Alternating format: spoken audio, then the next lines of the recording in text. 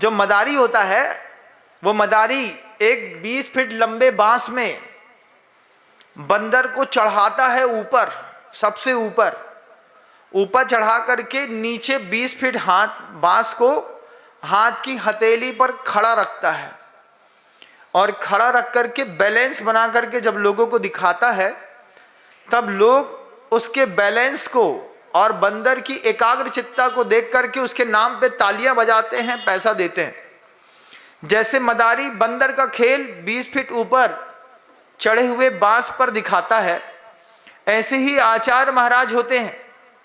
आचार्य महाराज तरह तरह के अलग अलग प्रजाति के बंदरों को मोक्ष मार्ग पर ऊपर चढ़ा करके शांति से बैठा करके उनको वहीं पर और फिर नीचे से बैलेंस जब बनाते हैं तब लोग बोलते हैं धन्य है वे आचार्य महाराज जिन्होंने इन बंदरों को मार्ग पर लगा दिया। शिष्य को बंदर ही कहा है, शिष्य को कभी मदारी नहीं कहा। हम लोग सब उसी श्रेणी में ही आते हैं।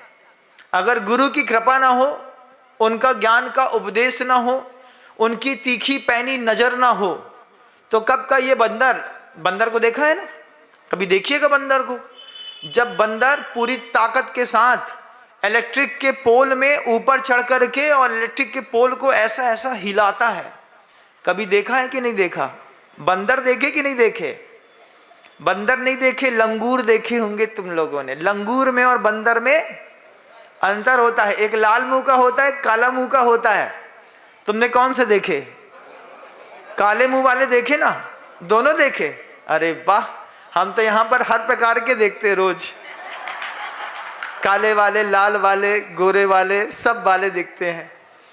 तो वहां पर बंदर और लंगूर में अंतर होता है। जो लंगूर होता है वो काले मुंह का होता है और जो बंदर होता है वो लाल मुंह का होता है।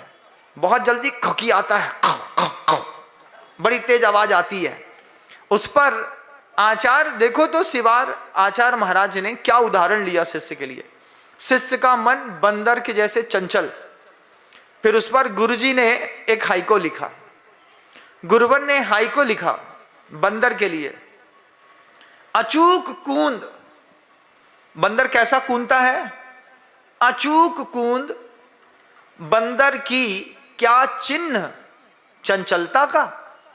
बंदर को लोग चंचल बोलते हैं ना, तो गुरुजी बोलते हैं, जब वो उदाहरण पढ़ा रहे थे तभी गुरुजी ने बोला, हमारा कोई भी बंदर जो होता है ना महाराज, लोग उसको कहते हैं चंचल है, चंचल है, चंचल है, लेकिन बंदर को पता रहता है एक पेड़ से दूसरे पेड़ में कूदने पर, एक शाखा से दूसरे शाखा पे कूदने पर वो दूर से देख करके पतली सी पतली शाखा की ताकत आंखों में अनुमानित कर लेता है।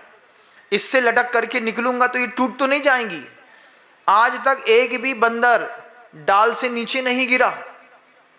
कितनी अचूक कूंद है बंदर की। है तो बंदरा, ये तो तय है, इसमें तो कोई दिक्कत ही नहीं है। हम भी मान लेते हैं, आप भी मान लीजिए। और हम तो बंदरा हैं, चलो हम मान लेते हैं।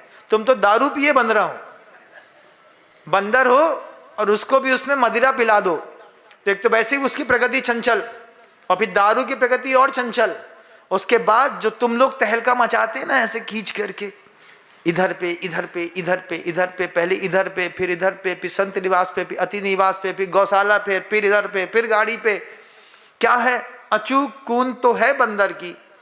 लेकिन आचार्य कहते हैं, आप हाइको देखिए, गुरुवर कहते हैं अचूक कूंद बंदर की क्या चिन्ह चंचलता का। उस बंदर को पता है कौन सी डगाल पे हाथ मार करके, पैर मार करके पार हो जाऊंगा, किस डगाल पर 2 लात मारेंगे तो डगाल ही टूट करके नीचे गिर जाएगी।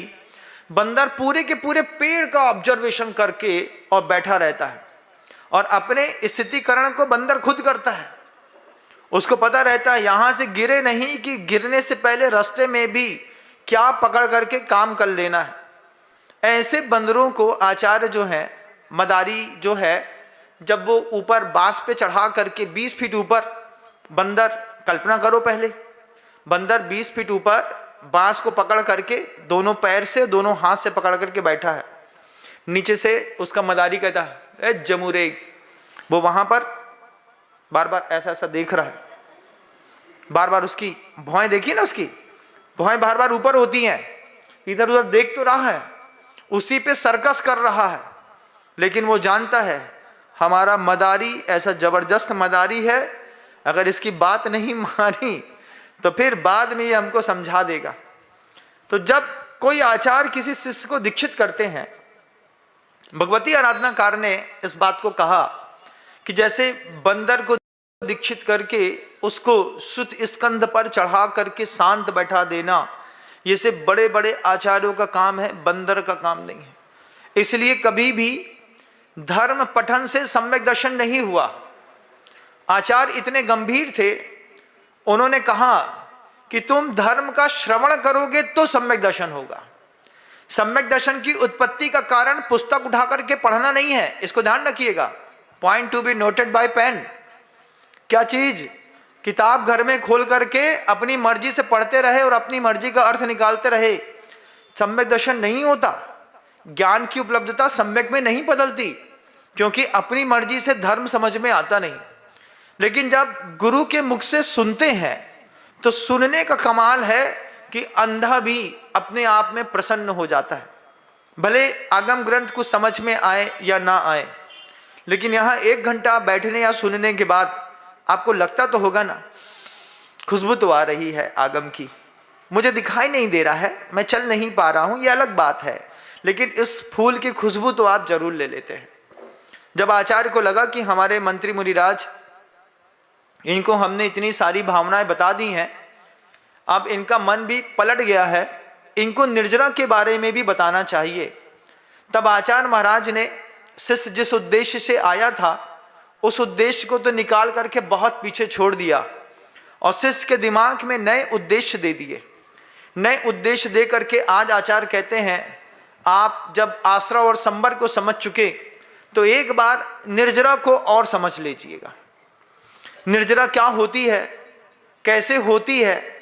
तो सबसे पहले आचार्य कहते हैं कि निर्जरा वैराग्य भावना से होती है।